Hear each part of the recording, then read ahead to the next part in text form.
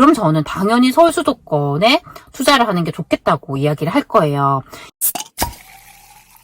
안녕하세요, 세비티입니다.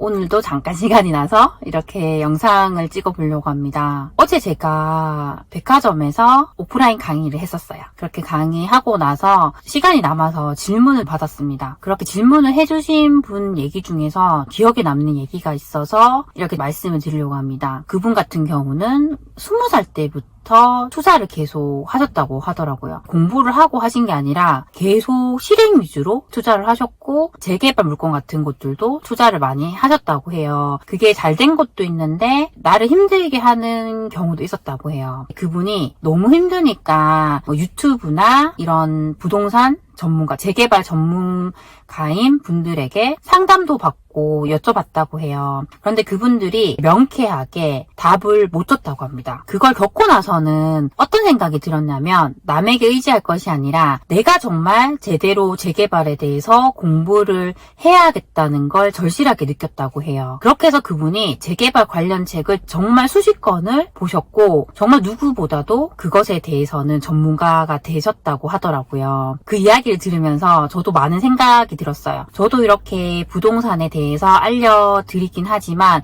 제가 모든 것을 알진 못해요. 제가 아는 것은 최대한으로 이렇게 쉽게 알려드리지만 저 역시도 모르는 게 있기 때문에 계속적으로 그걸 알기 위해 노력을 합니다. 항상 우리가 유튜브나 유명한 사람의 얘기를 무조건 맹신해서는 안 된다고 저는 생각을 해요. 거기에는 저도 포함이 돼요. 저 역시도 실수를 할 수 있기 때문입니다. 무엇보다도 내가 정말 공부를 많이 해야 되고요. 기준을 확실히 잡으셔야 돼요. 내가 제대로 서 있어야지 다른 사람의 이야기를 비판적으로 들을 수가 있습니다. 제 주변 분들을 보더라도 처음에 부동산 투자를 시작하는 분들은 주변 이야기에 정말 많이 흔들리세요.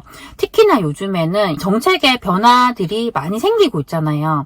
이렇게 해서 정책이 바뀔 수도 있는데 내가 지금 시점에서 투자해도 될까? 그런 고민 정말 많이 하세요. 우리는 항상 세금에 대해서 막연한 두려움을 가지고 있어요. 근데 세금도 정말 취득세, 보유세, 양도세 다양하게 종목이 있는데 세금을 뭉뚱그려서 하나로 보시더라고요. 세금은 지금 너무 규제가 되기 때문에 내가 지금 투자를 하면 힘들다 이렇게 막연하게 생각을 하세요.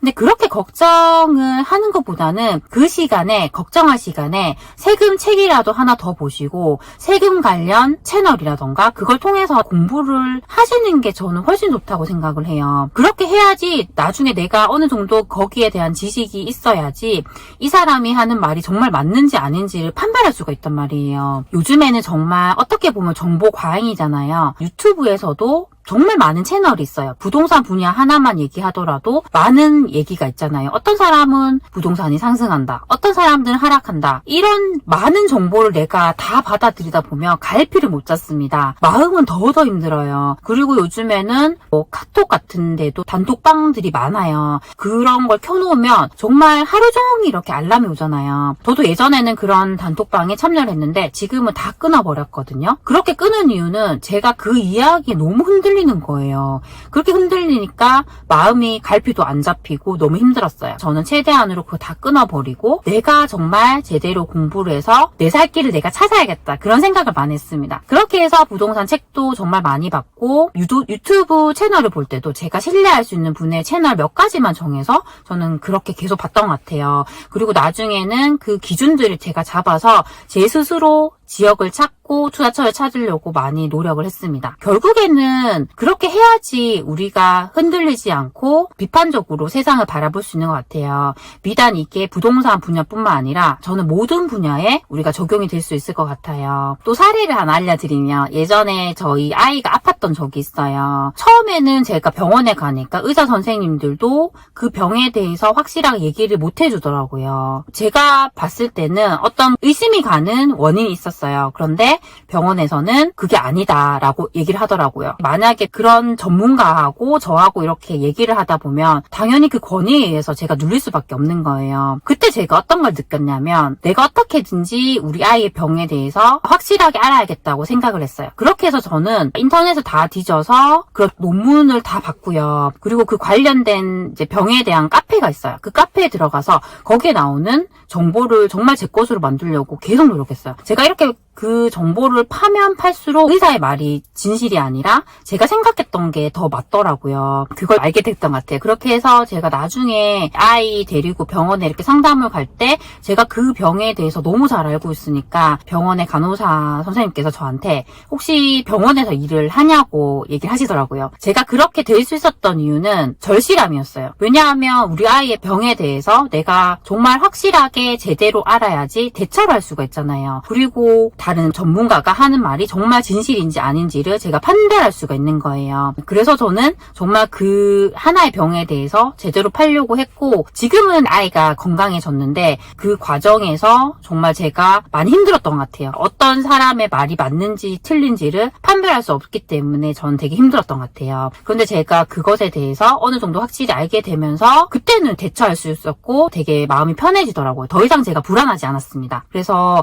제 채널을 보시는 분들은 아무래도 부동산에 관심이 많은 분들이잖아요. 그렇다면 내가 너무 걱정하고 흔들리기보다는 지금 이 시점에서 내가 어떻게 더 공부를 할 수 있을까? 저는 그것에 좀 집중하셨으면 좋겠어요. 어떤 분은 또 저에게 이런 질문 하셨어요. 저평가 지역을 찾아서 저평가 단지에 투자를 한 거예요. 했는데 이제 불안하신 거예요. 이 불안한 이유가 정말 중요한 지표가 아니라 다른 걸 보고 계셨어요. 여기에 나중에 철도가 개통이 된다고 하는데 그렇게 되면 이곳에 사는 인구가 다 빠져나가지 않을까요? 그런 걱정을 하시고 여기가 또 지방이라서 점점 수요가 없어지는 건 아닌가? 또 그런 많은 걱정들을 하시더라고요. 제가 그분이 걱정하는 걸 다 적어봤어요. 적어봤는데 정말 중요한 내용들이 아니었어요. 특히나 소도시 같은 곳에 투자를 할 때 인구가 줄어드는 것에 대해서 걱정을 많이 하세요. 그런데 저는 이렇게 인구가 줄어드는 것보다 더 중요한 것은 가격의 저평가라고 생각을 해요. 아무리 여기가 인구가 많지 않더라도 가격이 서울 수도권보다 확실하게 싸다고 하면 그게 가장 중요하다고 생각을 하고 이게 싸야지 그만큼 올라갈 여지가 있는 거잖아요.